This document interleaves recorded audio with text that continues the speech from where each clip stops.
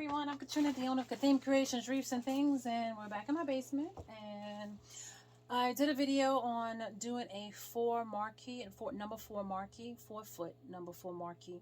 And I'll be posting that once I get everything all together. And I'm starting to blow. I have a 4-year-old's birthday party this Saturday that I'm doing.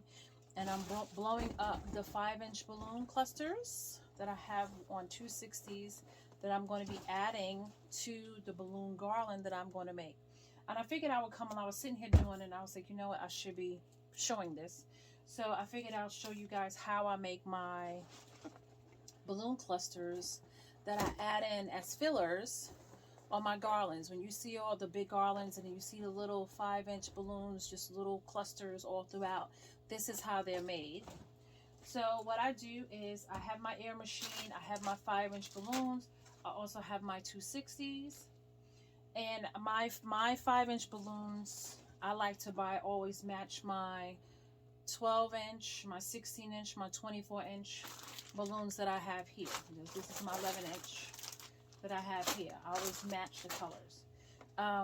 You don't have to do that. Whatever color scheme you have, like if you have a black and white theme, but they want to have little spots of gold, you can use the little 5-inch balloons to put the little pops of gold into your garland instead of having a whole bunch of gold throughout the garland.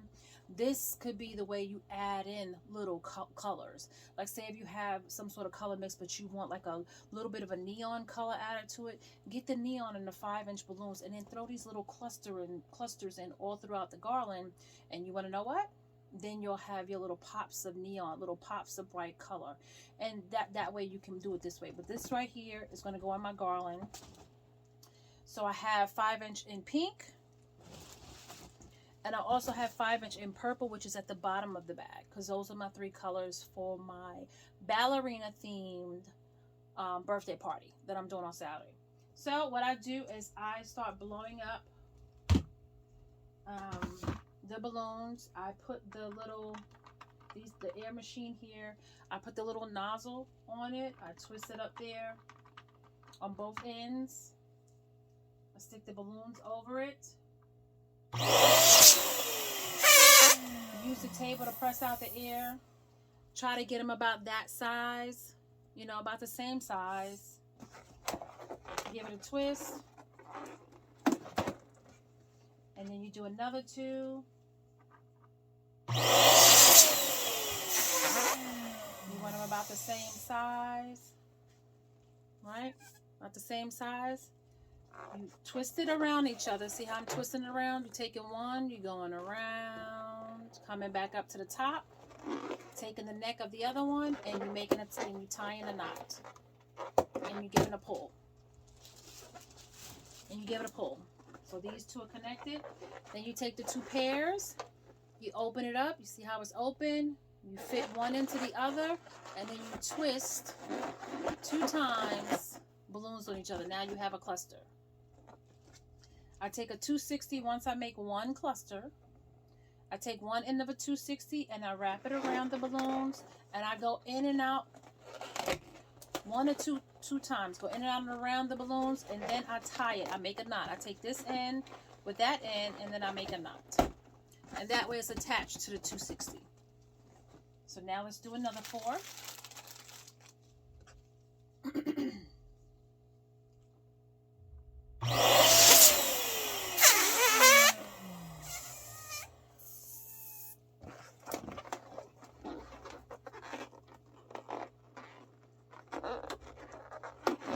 When you do these little clusters, it just fills in your balloon garland.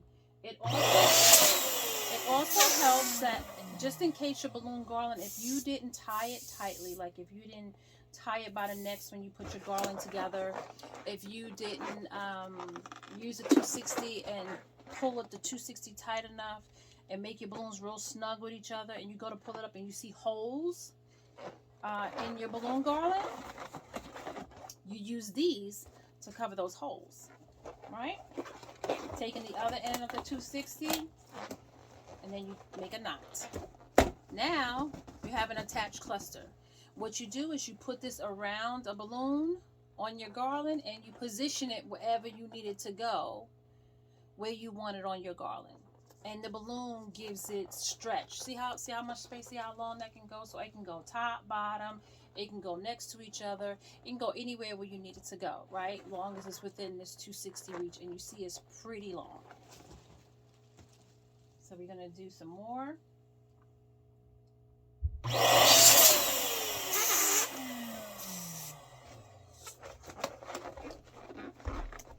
You just make a knot in them.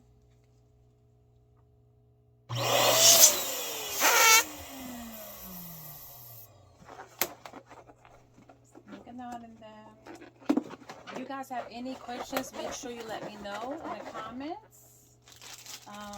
I will be putting a step-by-step video on YouTube. If you're watching this on YouTube, thank you. Can you please subscribe to my channel? I'm trying to get to 1,000 subscribers on my YouTube, and I need you guys' help in order to do that. I also have other videos on my YouTube. I'm starting to upload more balloon videos on my YouTube. I have a lot of wreath making videos on my YouTube, so if you're thinking about trying to do that for your home, I can help you with that as well. I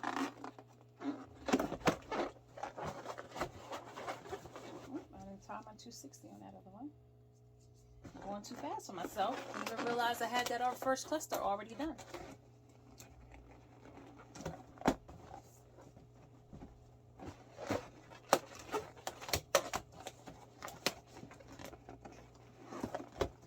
Got that down.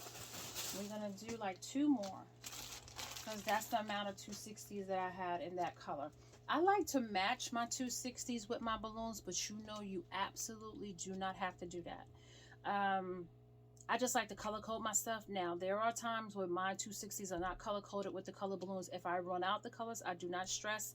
I will go and grab whatever 260 I have, whatever color, because 9 times out of 10 they will not see, your client will not see that 260 because it's going to be twisted into the garland. So they're not going to see it. Okay, so it really doesn't matter.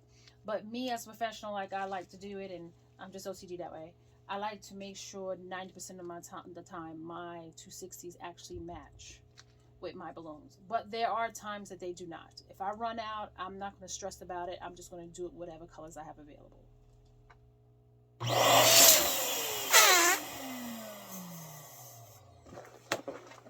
And you can make these clusters as big and small as you want. I would keep them around. Like you can have the clusters that size, right? But then you can have clusters that size. So it all depends on what size clusters you want, right? That is up to you. That is your preference. That is definitely going to be a preference that you got to choose, right? What you think look good in your garland at that time. And you just gauge the size, you know, nothing has to be exact. Like I say all the time when I'm making my wreaths, this is not rocket science, right? You don't have to be exact. Very close is good enough.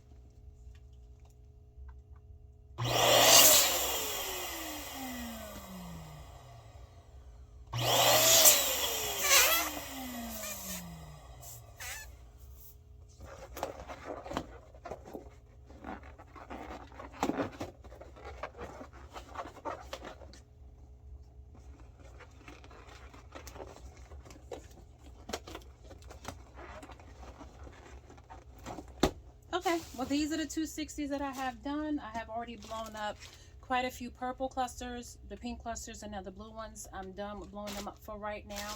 I'm going to start working on my actual balloons for my number 4 marquee that I will be showing you guys, posting later on in the video. I'm going to start blowing up the balloons for that, and then as I'm starting to put that together, I'll bring you back guys on and let you see how I kind of finish up that number 4 marquee that has balloons on it. All right guys, stay tuned.